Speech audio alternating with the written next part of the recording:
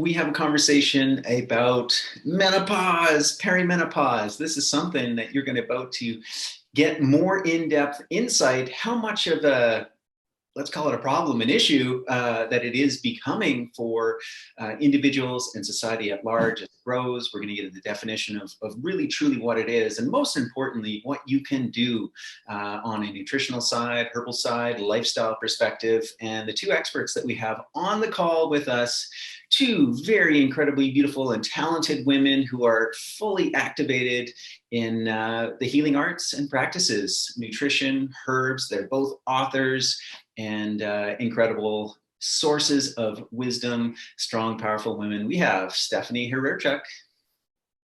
Hi, Malcolm. Thanks so much for having us here today. Right on. And we've got Christina Acevedo.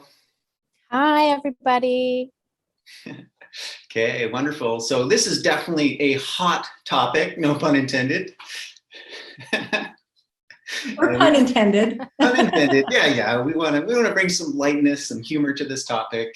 And just before we're kind of start to record, we're just chatting offline. Obviously, as each of you and us, age, we become closer and closer or immersed in this stage of life. And, I think one of the insights that Christina will want to share as she starts to talk about it is as someone that is, looking down that path and preparing, and Stephanie in terms of, maybe being in the midst of it or closer to it, and how that affects all of us. So maybe let's start with you, Stephanie. What are you seeing in terms of, at broad, in general, at large, as more and more women, because you shared some incredible statistics about how this is actually increasing, and we're becoming more and more affected by menopause and everything that it brings up. And I guess the point of the conversation is, yes, as much as we'll call it an issue, as much as we'll call it a problem, it doesn't have to be, right? There are solutions for everything that a woman will face in this phase of life.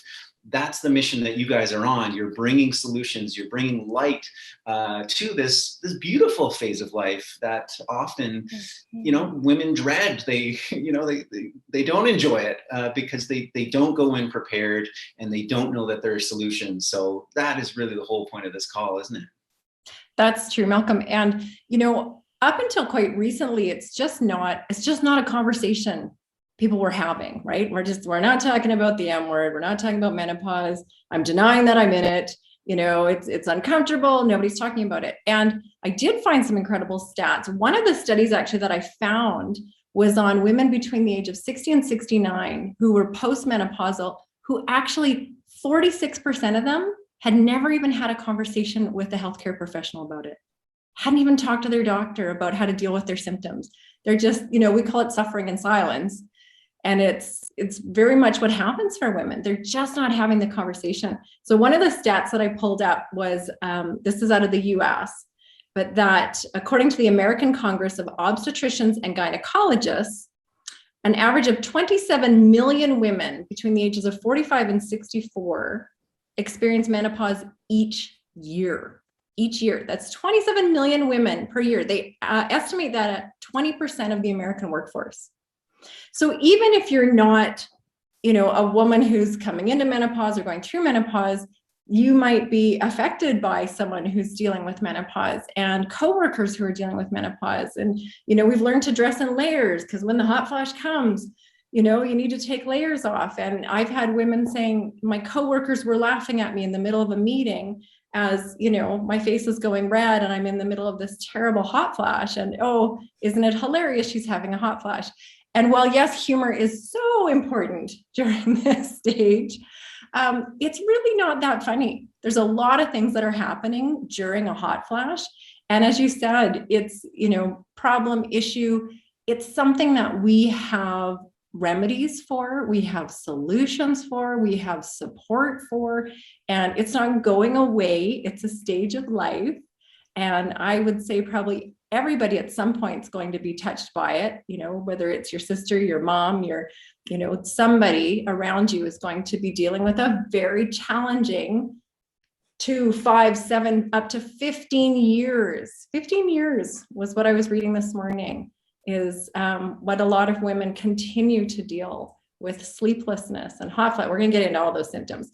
But yes, you're right. It's a global issue. It's affecting more and more women are having the conversation, so they don't feel alone anymore. And we have so much research and science now on what we can do to alleviate a lot of the discomfort that we're seeing with perimenopause, menopause, and postmenopause. Right. So just in hearing you say that, those very distinct phases, right? Perimenopause, menopause, and postmenopause. Maybe we can turn over to Christina, and she can kind of give us insight, leading into those phases, kind of looking down the path of life and entering into perimenopause. What are some of those things that one needs to be aware of? I mean, let's really get into it. You mentioned, several of the symptoms that can happen. Does that sound good? We'll start there with you, Christina. Yeah, for sure. I hope everyone can hear me. The internet's kind of crazy here. So, one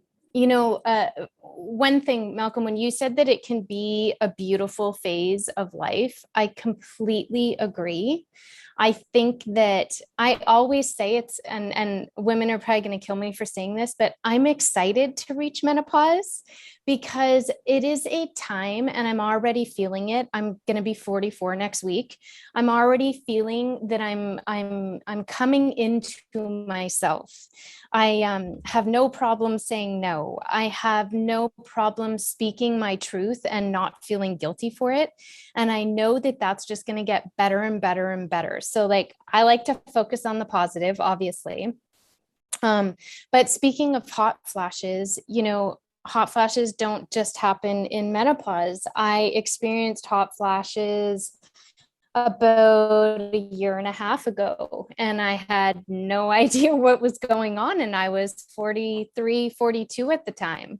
And it lasted for about a month, and I didn't know what was going on. I thought, it can't be menopause. I'm still young. I can't be going through any of the stages yet.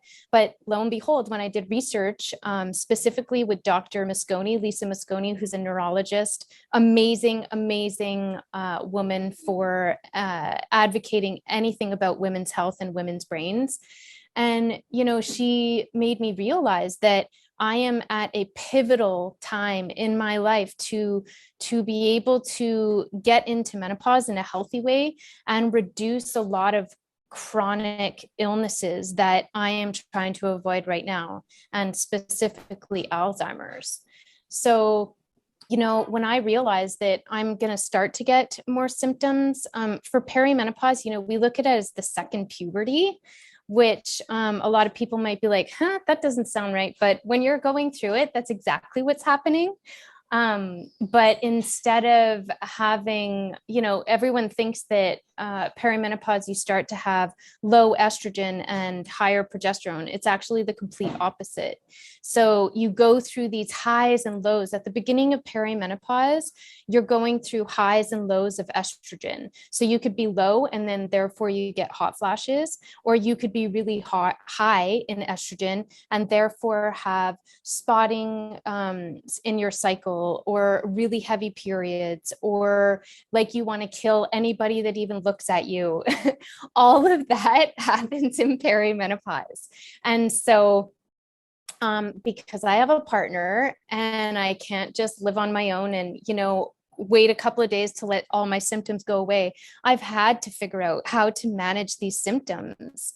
So yeah, we're going to talk about that. There's so many things that we can do. And, it's a natural part of a woman's life. So there are going to be some symptoms, but the amount and severity of symptoms that we go through these days as women, it is not normal. It is not. And so that's why Stephanie and I really want to shout out to women and say, look, there's certain things that are normal. Progesterone's going to go down. Estrogen's going to go up and down. When you're in menopause, estrogen's going to go down.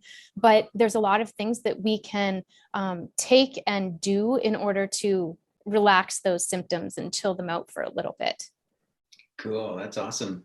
Anything that you want to add or share from your own experience, Stephanie, before we get into what are some of those solutions?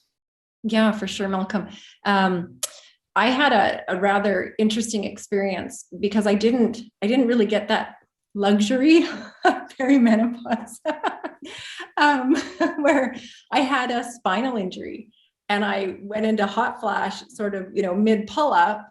And because I'd had a spinal injury before, I went, oh, I've just injured that part of my spine again. And what happened was there was sort of this crashing. I always call it the chicken and the egg, where for a long time I was managing pain and hot flashes that I thought were from the spine. But then I thought, wait a minute, because I'd sort of hit menopause, like in that moment, my body just went, we're done. So at 44, I was in full on menopause, which just seemed way too early for me. But I didn't understand. I wasn't looking to the adrenals. I wasn't looking to cortisol levels. I wasn't looking to hormone. I just kept thinking, I have an injury, something's wrong. I need to fix what's wrong. And I think, not everyone comes into it in a spinal injury, but I think often in perimenopause, that's what happens is women just go, something's wrong with me. I'm not eating right. I'm not doing something right. I'm not sleeping as good as it. They don't really get that. No, we tell our teenagers, no, you're in puberty. It's normal. You're in puberty. It's normal. Do this, do that. This will help. That'll help. But we don't do that with women who are in their 40s. So a lot of women are walking around thinking something's wrong. And I thought I was just dealing with this spinal injury for years until one day I went, oh, I'm now year 5. I'll be 50 in a month, Christina. So I'm just, we have close birthdays. But I'm year 5 I'm basically postmenopausal at 49, which kind of makes no sense to me.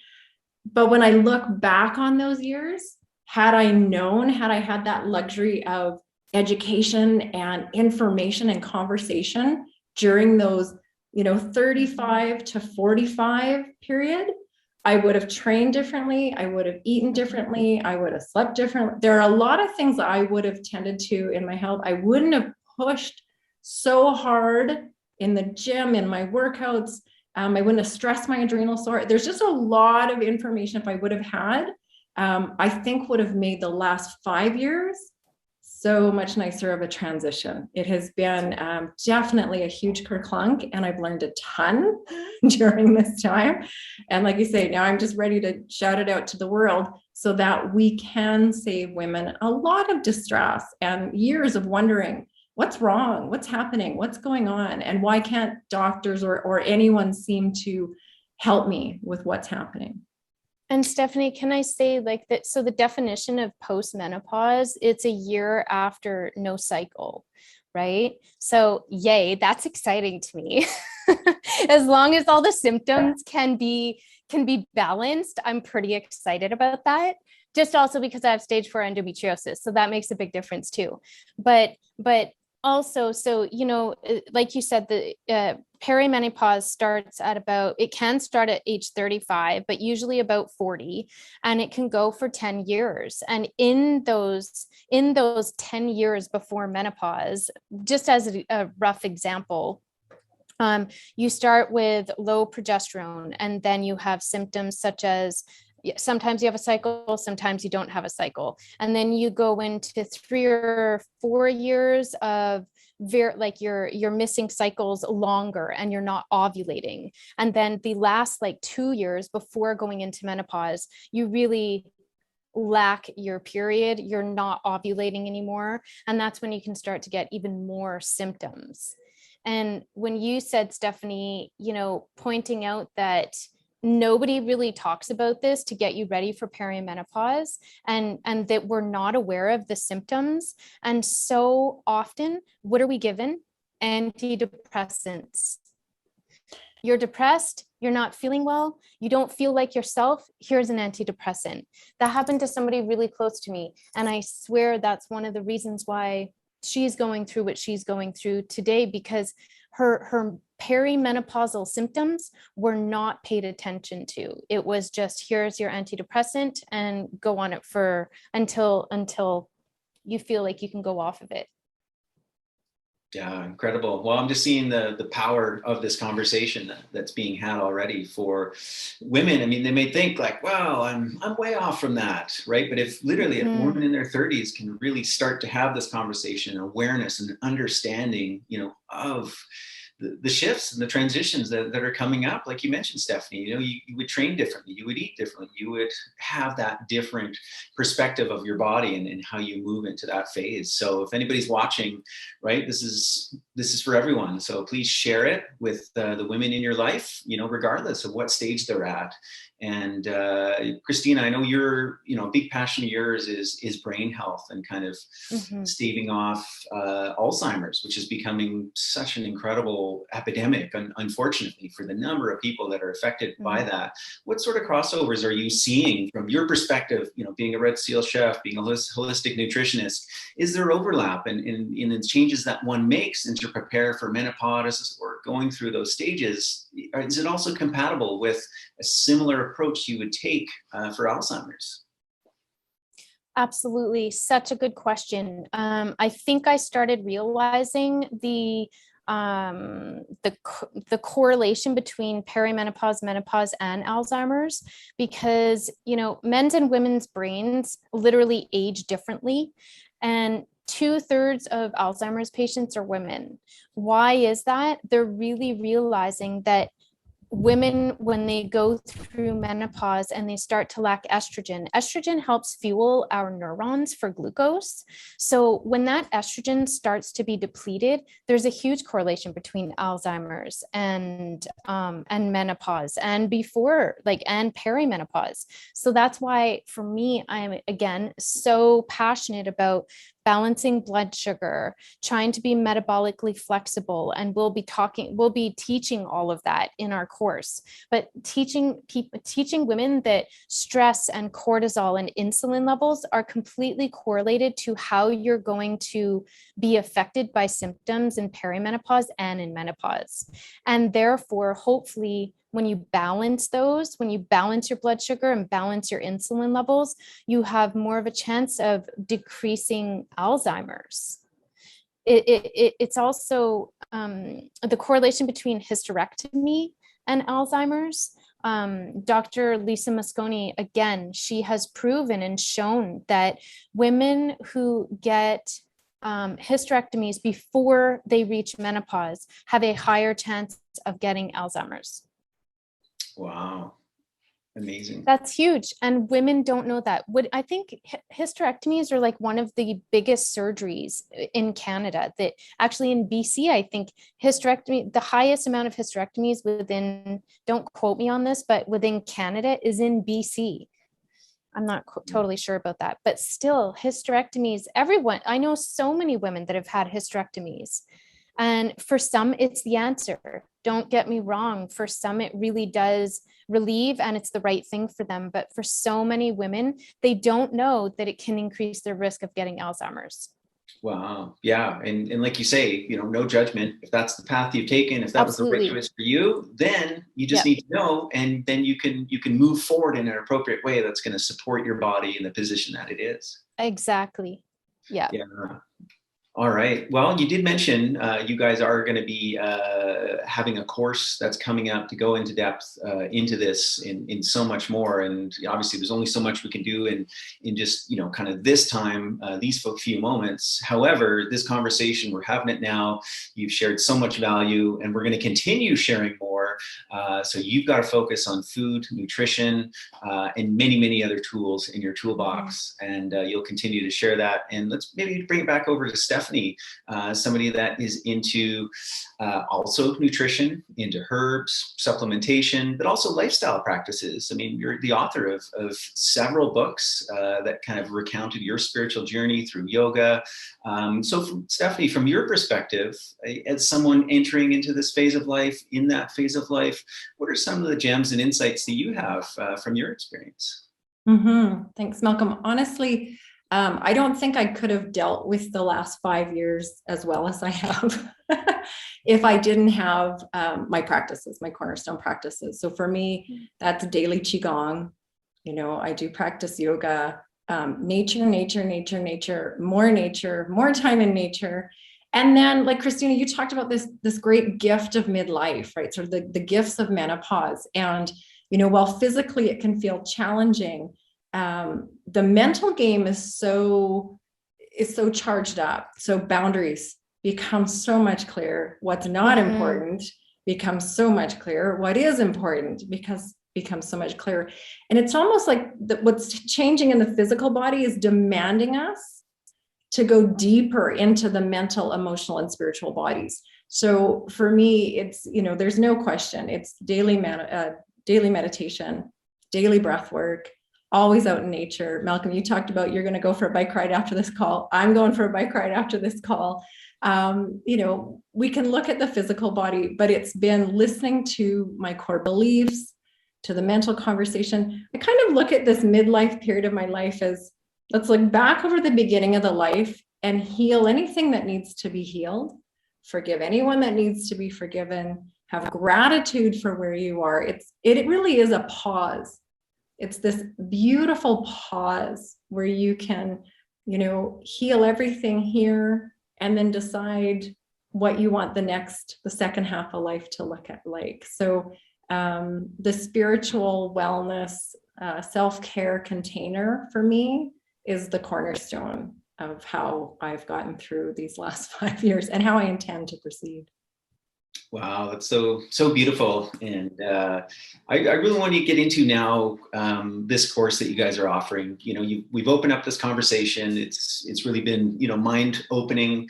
We've expanded, the range of really who is this for? The fact that you mentioned that, more and more women are entering into this phase of life, that there's this huge lack of the conversation, the connection that women can have around entering into this phase. Just that alone of what you're going to provide in this group, this container, and then all those specific steps, right? Coming down to specific meditation techniques, recipes, maybe just each of you share and describe the course that you've created. When is it going to start and what is it going to look like, and how can women participate with you? Yeah, we start October 12th, Malcolm, and we're a 4-week course. So it's enough time that you can immerse yourself in it. And we set it up so that you can be very successful in the 4 weeks. We have 5 Zoom calls. So there's weekly group Zoom calls. We're a small group. There's only 10 women so that we can get deep into conversation and support your questions and your journey. We also have weekly private emails or calls so that we can deal with people one-on-one and just find out what are your unique needs. I have an Ayurveda inspired lifestyle that believes everyone has a unique constitution. So, we want to be able to address you on that level. And we're going to dive into all of it. The one question I always get, I'm going to throw this to Christina. I'm going to handle a lot of the spiritual self-care, meditation, breathing techniques that are proven to improve symptoms during this time of life. But the one question I always get when I do my seasonal detoxes and programs is, what am I going to eat? And that's what made me so excited about working with Christina, because I have her cookbook. Well, it's more than a cookbook, but her recipes they address all of it, the hormone health, the brain health, women's health. I was all in. So I'm excited for what Christina's bringing to the course as well. Thanks, man. I'm just as excited for you and the breathing and all of that kind of stuff. I think breathing is so important. I've started doing it daily with my partner, and talking about cortisol and reducing stress, it's probably the most powerful thing, as well as herbs like ashwagandha, rhodiola. We'll talk about all of those. But I feel what I could bring to the course is, and what I will be bringing to the course is, yes, absolutely nutrition. It will be all gluten-free. I'll explain why it's all gluten-free in the course, but do know that that's what you're getting yourself into. A lot of veggies and fat and protein and foods that are just going to help balance your insulin. I like to say insulin more than blood sugar, because I believe that's what's more important than once you balance your insulin, your blood sugar is balanced anyway. I'll be talking about time restricted eating. I'll be talking about what actually happens inside the brain. I love nerding out, understanding when I get a hot flash, what's actually happening.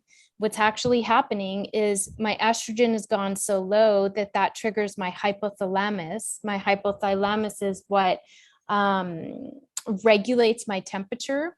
And once the estrogen is so low, my hypothalamus can no longer regulate my temperature. So when I'm having a hot flash, I know that that's what's happening. And I'm like, oh no, I'm not crazy. This is what's actually going on. It's going to pass. And so things like that, for women to really understand what's actually like physically, biochemically happening, I really want to share that. And I'm also going to share biomarkers of getting certain blood tests done to see where you were at, not just in a normal level, but optimally. We're talking optimal. We want you to feel optimal. So getting your blood levels checked for A1C or for inflammation in your body, just because,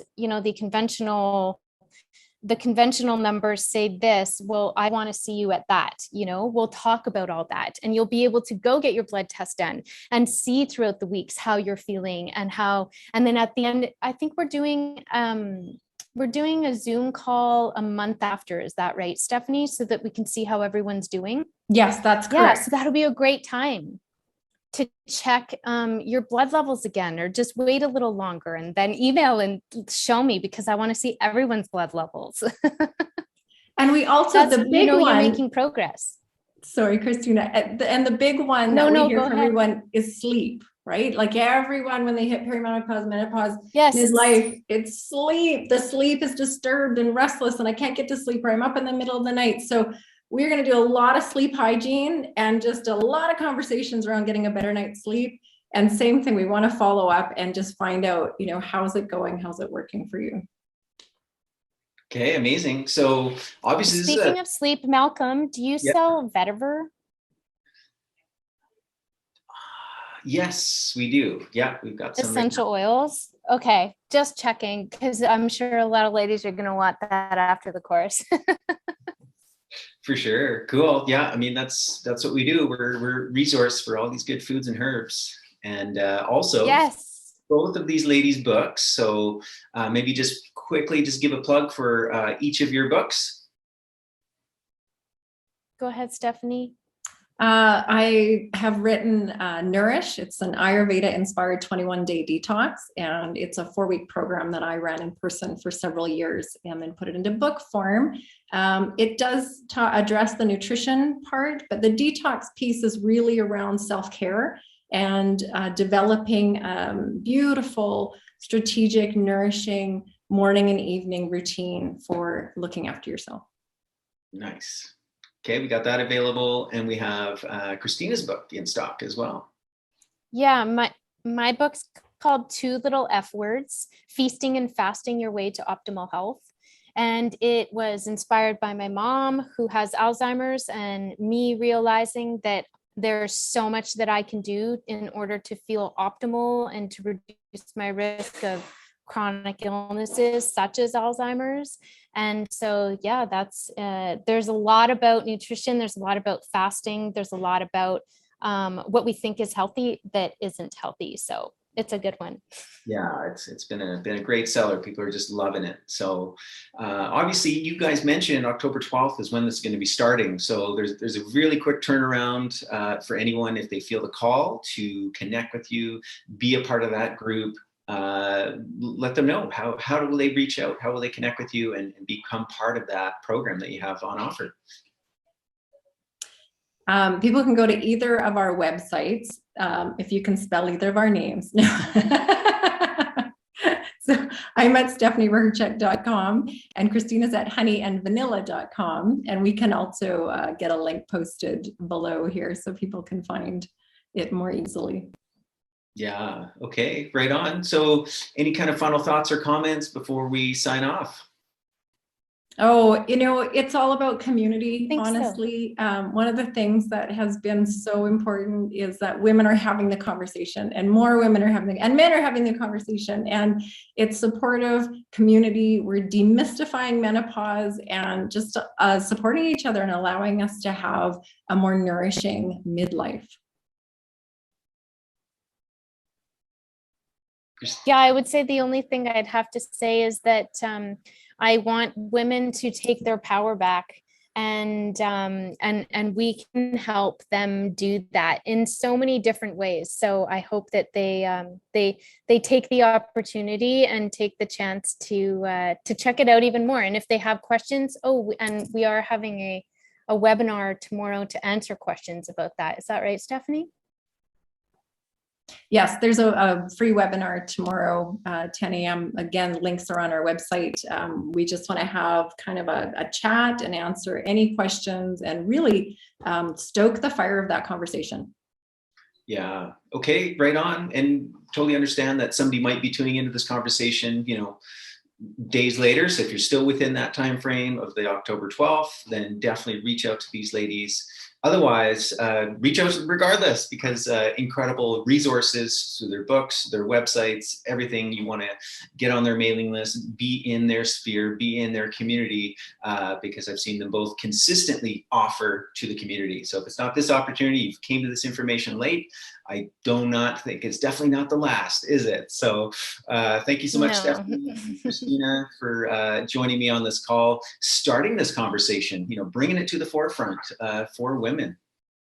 Thank you so much, Malcolm. Thanks for having us. And thank you for being such a great hub of resources. I know I've been the light seller 5 years ago. I might've just been walking in to get my red clover, but I have really noticed the last few years, just the sophisticated blends that are coming onto the market and onto your shelves to help and support women through this time. So thank you very much for all you do for the community. No, totally. You're welcome. I totally agree. And Malcolm, your definition of quality. So never any question, go to the light seller and be like, is that quality? Do you think that's like a really good grade? No, there's not even a question. The light seller is where it's at. So thank you. Oh, you're welcome. Yeah. For real. Yeah. And thanks for everyone that tuned in. Do please share this interview, right? As sure as you learned, as you experienced, this is such an important conversation that extends to, both sides of menopause and all the way through. Share it with the women that you know and love. And thanks for watching. Awesome.